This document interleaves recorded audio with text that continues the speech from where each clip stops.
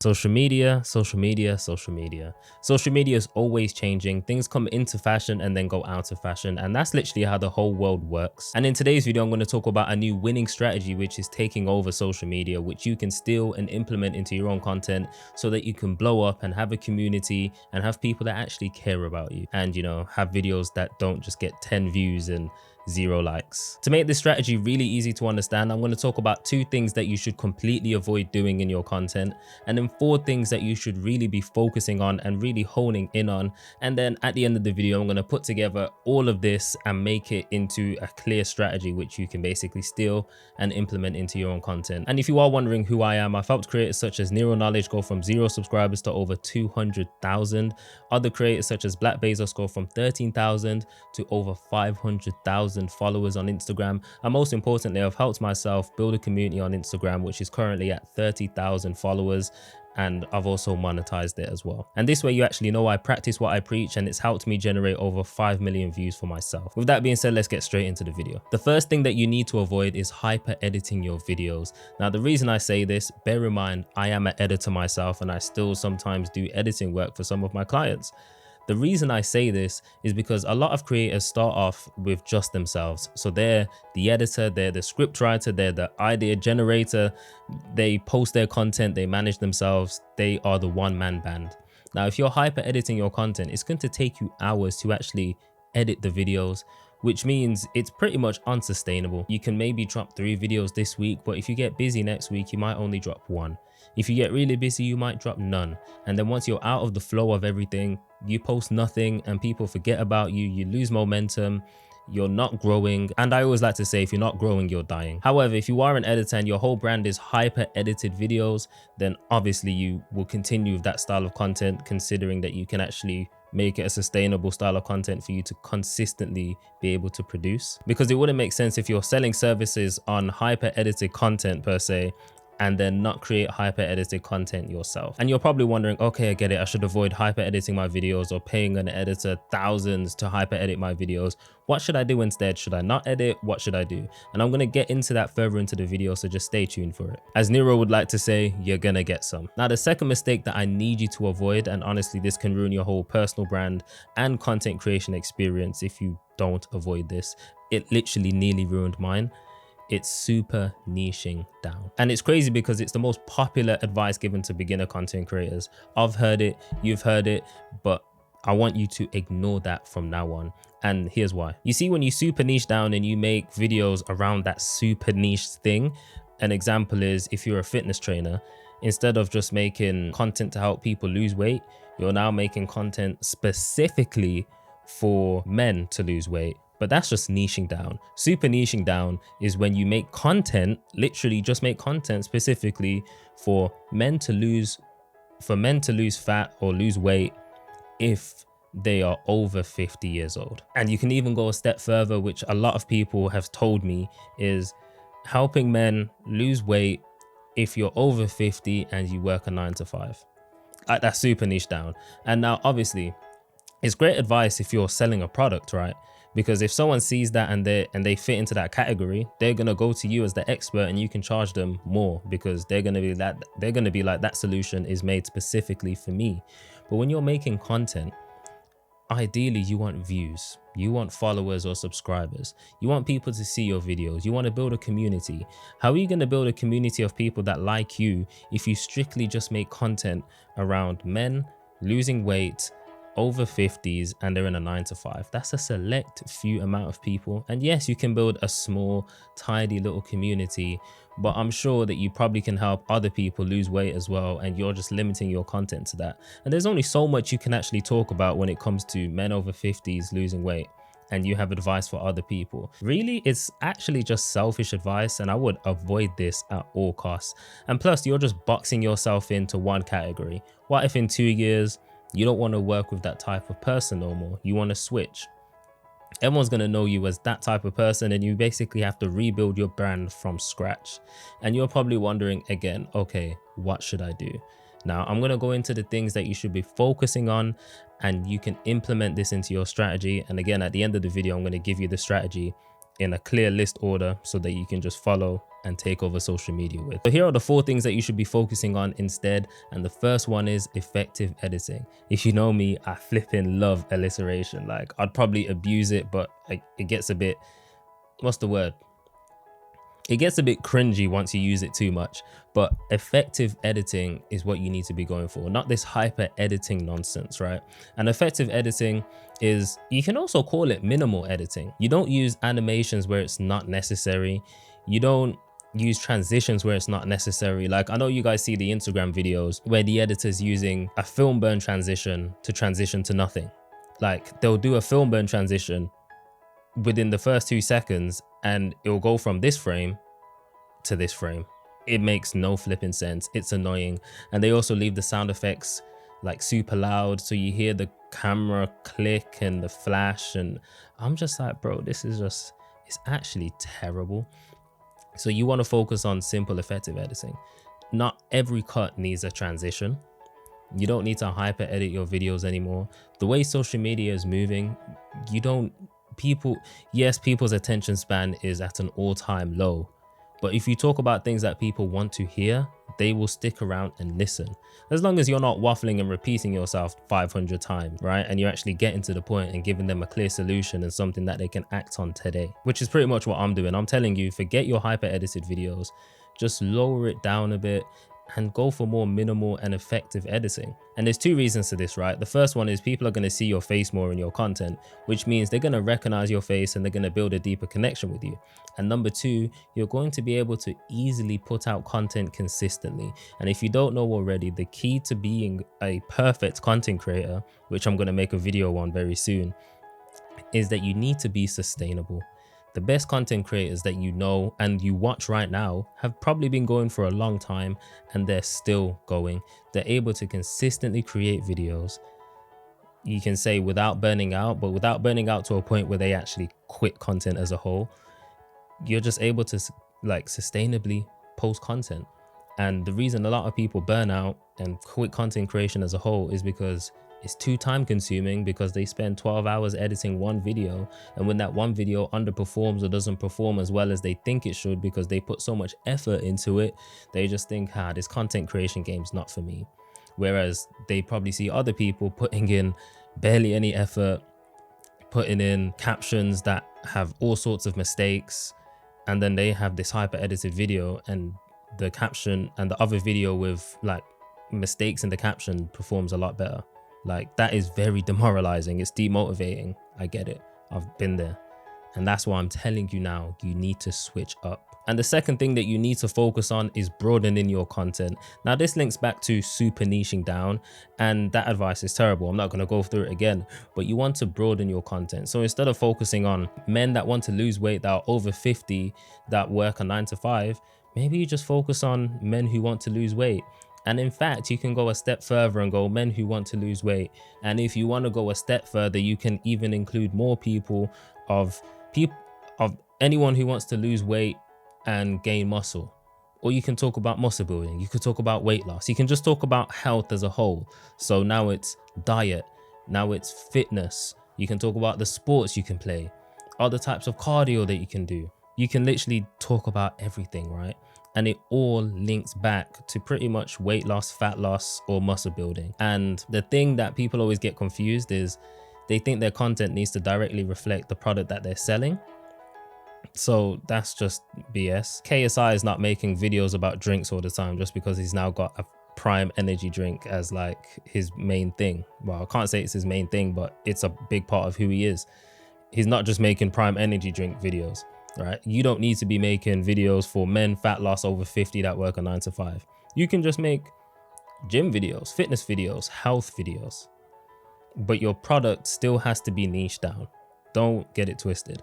Like, you can still sell your product to men who want to lose weight that are over 50. And if you want, they're in a 9 to 5, but your content can just be general health. And then a few pieces of your content can be super niche down as well. But the main aspect of it, you just broaden it out a bit so you can capture more people. And if you can capture more people, you can build a bigger community. You can get more views on your videos. You'll get more comments. You'll get more likes. More people will know you. And if more people know you and trust you, surely if you have a product that's niche down and it's not for them, they'll recommend you to someone that they see that fits your product, right? If I knew someone that was over 50 in the 9 to 5 and he was overweight, and you was the fitness coach that had that product, but I follow you because you just do fitness as a whole, I'd send him your videos and be like, look, he can probably help you. Number 3 is authentic creating. And I tell my clients this all the time, right? By the way, if you are a creator or an online business owner that's looking to build their personal brand and generate more leads, there's a link to work with me one-on-one in the description. There's more information down there. You can check it out. And if you are looking for a group program, there's also a link to join the waitlist down below in the description. So back to what I was saying, authentic creating.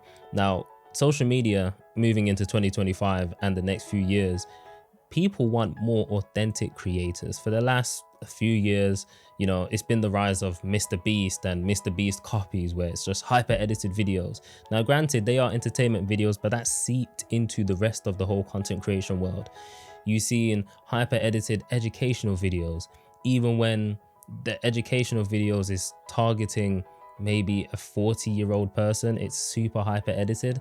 Like, typically, if you're 40 years old, you grew up without social media, so your attention span is probably better than 20-year-olds, 15-year-olds. So you don't need the hyper edited content. This is what people are starting to realize. So what you need to do, instead of scripting every single word and line in your long form videos, specifically your long form videos, you just put bullet points down and you just have a structure to go off, just like I am right now, and then you talk to the camera. Yes, you might mess up a few times. If you mess up really bad, you can just cut it out. It's whatever. But it's more organic and more authentic than you trying to flip and read a script word for word. And then when you're reading the script, you're realizing, oh, this doesn't even sound like me. And then you change a few words anyway, which means you probably wasted your time writing the script when you probably could have created another 3 videos in that time. And when it comes to short form videos, what you need to do instead, yes, you can just go off the top and speak, but you do need to be a lot more concise. So one thing that I'd like to do now, and I tell all my clients to do, is script your short form videos. Yeah, sure. But the way you should script it is you speak as you script it, right? So you say the hook out loud and present it like you would to a camera. The camera doesn't need to be there. And then if it sounds right and it feels like you can write it down. Obviously, you still need to make sure the hook is good.